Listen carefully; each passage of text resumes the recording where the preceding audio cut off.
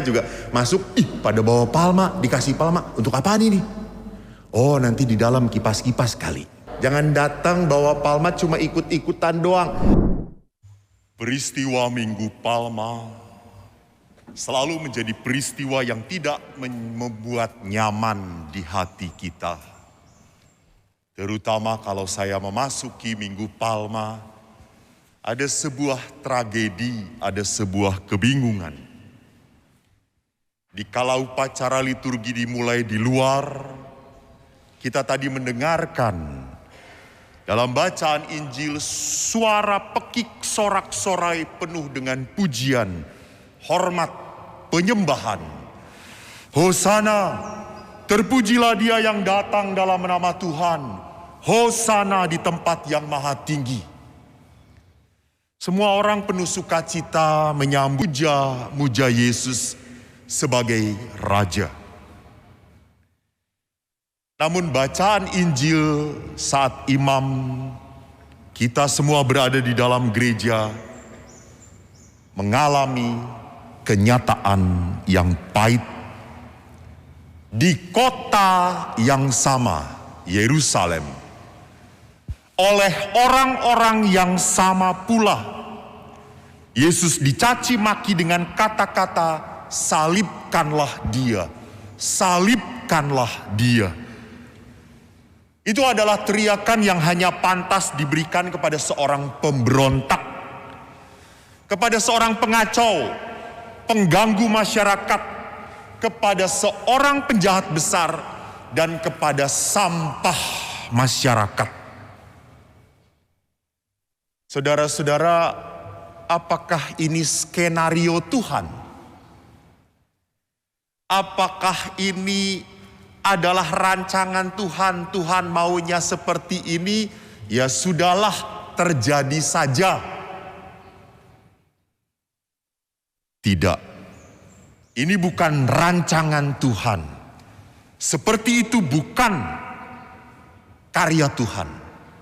Karya Tuhan tidak pernah ada di dalam kejahatan. Lalu kenapa bisa terjadi seperti itu? Itulah kenyataan manusia. Manusia, kita semua adalah sosok yang rapuh, yang lemah, yang mudah goyah, yang lebih mudah terpengaruh oleh yang jahat daripada terpengaruh oleh hal-hal yang baik. Namun apakah manusia semuanya seperti itu? Tentunya tidak. Ingat, ada Maria dan Yohanes yang setia mengikuti jalan Yesus, bahkan setia sampai berdiri di kaki salib Yesus. Saudara-saudariku, di dalam kelemahan kita, di dalam kelekatan bahwa kita lebih menyukai berada, tinggal di rumah kita daripada di rumah Bapa, marilah kita menghormati karya penyelamatan Allah. Marilah kita memasuki pekan suci dengan merendahkan hati kita.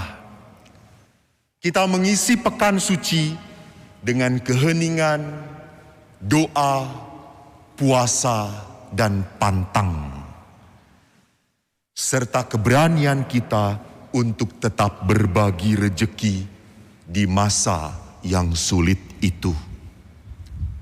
Inilah tanda penghormatan kita untuk merayakan misteri keselamatan Tuhan. Pekan suci diawali dengan hari raya Minggu Palma. Dan kita melihat ada dua peristiwa paradoks yang saling bertentangan. Yang satu itu muncul di dalam Injil Lukas bab 19 ayat 38.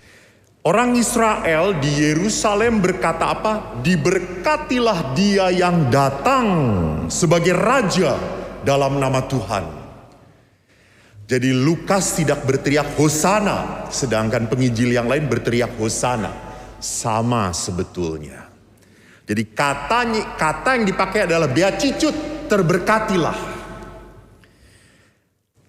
Namun bacaan Injil yang kedua yang baru saja kita dengar, teriakan penuh dengan amarah kemarahan. Diambil dari Injil Lukas 23 ayat 18. Bahkan dikatakan, enyahkanlah dia, lepaskan Barabas bagi kami. Mengerikan. Saya tadi malam melihat anak OMK latihan tablo. Percis pada saat yang saya saksikan adalah Yesus di depan. Semua rakyat dan prajurit teriak pada Yesus. Semuanya OMK. Kerasa sekali kejamnya OMK ini. Mereka mungkin melampiaskan keputusasaan mereka gitu ya. Kemarahan mereka sendiri. Jadi ini paradok. Peristiwa pertama terjadi, kenapa sampai orang Yerusalem berteriak memuji Yesus? Karena mereka melihat begitu banyak mujizat yang dilakukan oleh Yesus. Memang di Galilea yang paling banyak, maka tadi didengarkan Yesus orang Galilea. Di jalan Galilea ke Yerusalem kurang lebih Yesus hanya membuat 6 mujizat. Di Yerusalem saja Yesus hanya membuat 1 mujizat. Yaitu dia menempelkan kuping telinga Malkus yang dicopot oleh salah satu muridnya. Hanya itu. Tetapi semua orang Galilea, semua orang Yerusalem sadar Yesus itu Mesias. Kenapa jadi terbalik? Orang Farisi dan ahli Taurat meracuni mereka. Mempengaruhi pikiran mereka sehingga teriakan diberkatilah menjadi salibkanlah. Memang manusia kadang-kadang begitu mudah berubah arah dan pandangannya.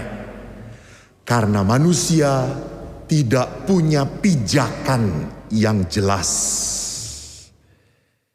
Kita seringkali ikut mana yang menyenangkan dan menguntungkan diri kita, mana yang rame, mana yang sedang ngetren, mana yang tidak beda dengan orang lain. Seperti tadi, mungkin beberapa umatnya juga masuk, pada bawa palma, dikasih palma, untuk apaan ini? Oh, nanti di dalam kipas-kipas kali. Lalu setelah diberkati juga mau diapain? Gitu. Jangan lupa saudara-saudara, jangan datang bawa palma cuma ikut-ikutan doang. Tempel itu di rumah, di atas salib Anda sebagai lambang 2 paradoks itu. Palma adalah lambang kemuliaan dan salib adalah lambang kutuk bagi orang Yahudi. Tetapi menjadi jalan keselamatan. Dan tahun depan nanti palma itu akan dibakar untuk jadi abu.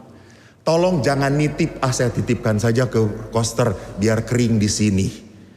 Tahun depan nanti diambil lagi di kepala saya. Saudaraku yang terkasih, ini manusia seringkali melupakan identitas dirinya, jati dirinya, tanggung jawabnya. Kita lebih senang menjadi orang yang seolah-olah fleksibel, seolah-olah menjadi pribadi yang mudah menyesuaikan. Padahal sesungguhnya menjadi pribadi yang tidak mau menanggung resiko, tidak mau berkorban, tidak mau menderita dan kadang ditolak atau dikucilkan. Kita tidak mau beda dengan yang lain. Pekan suci adalah saat kita untuk kembali merenungkan panggilan Anda, identitas Anda, jati diri Anda sebagai pengikut Kristus. Mari kita bercermin pada kesetiaan Yesus dalam menjalankan kehendak Bapanya yang akan kita renungkan dalam Trihari Suci nanti.